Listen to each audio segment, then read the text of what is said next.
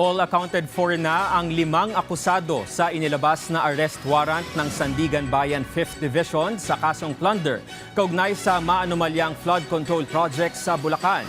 Kabilang narito si dating DPWH Secretary Manuel Bonoan na dinala muna sa PNP Hospital. Si Ryan Lesiges sa sentro ng balita. Napa-thumbs up ang netizen sa ginawang pag-aresto kahapon ng PNP Criminal Investigation and Detection Group kay Senator Jingo Estrada, dating DPWH Secretary Manuel Bonoan at 3 iba pa kasunod ng pagpapalabas ng warrant of arrest ng Sandigan Bayan para sa kasong plunder. Sa kasagsagan ng pag-aresto kay Estrada sa Senado, nagkasagutan pa si Senate President Alan Peter Cayetano at DILG Secretary John Vic Rimulya. Sinubukan kasing pigilan ni Cayetano ang arresting team dahil sa umiiral na parliamentary immunity. The question was whether yung separation of the executive and the judiciary and the legislative. Sabi niya, even at the time of Salonga, he protected Enrile.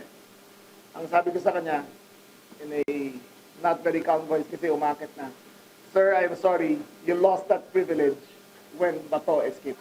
Si PNP Chief Police General Jose Melencio Nartates Jr. pinuri ang arresting team. Giit ng hepe ng pambansang pulisya, ang matagumpay na operasyon ng CIDG ay patunay na ang pagsunod sa mga legal na kautusan ang pinakaligtas na paraan para sa lahat ng akusado. Pasado alas 4 kahapon nang dumating sa PNP CIDG sa Estrada para sumailalim sa medical at booking procedure. Kasama nitong dumating si Rimulya at Cayetano. We arrested him. I went there personally together with the CIDG. He was read his Miranda rights, and from there he was brought here to Crown to be processed. Samantala, nananatili pa rin sa PNP General Hospital si Bonoan matapos itong atakihin ng hypertension kung saan umabot sa 192/100 ang kanyang blood pressure kahapon kasabay sa pagsuko nito sa CIDG. Pero ayon kay PNP Health Service Director, Police Brigadier General Portia Manalad, bumubuti na ang kondisyon ni Bonoan matapos makainom ng gamot at makapagpahinga. Sa oras na mabigyan ng clearance, ay ibibiyahe ito sa Sandigan Bayan para sa kanyang return of warrant.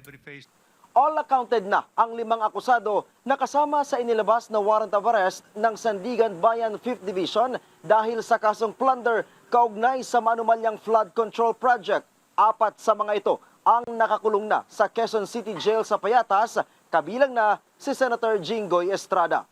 Ryan Lesiges para sa Pambansang TV sa Bagong Pilipinas.